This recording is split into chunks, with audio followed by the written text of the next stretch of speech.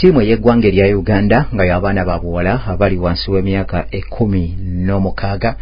wetwogerera nga bataka wali mu ggwanga erya Take mu mipiira egy'omukwano gye bagenze maaso n'okubeera nga beetabamu. Uganda olunaku lw'eggulo yafunye okutendekebwa kwabwe okwasembeddeyo ddala nga beeteekerateekera eggwanga erya Paraguay lye bagenda okugulawo nalyo mu kibinja B bwe bateeka eggwanga erya Uganda omuli ne China, era nga omutendesi wa Uganda agenze maaso n'okulabika nti alaga abutya ttiimu bweyimiridde mu nteekateeka zino wamu ne kapiteeni n'ayogera eri abazanyi ng'alaga butya bwe bayimiridde.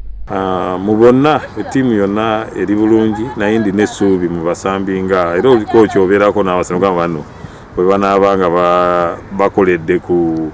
nga bwe tubalabye n'okukola ku movement nga bwe tuzibalaze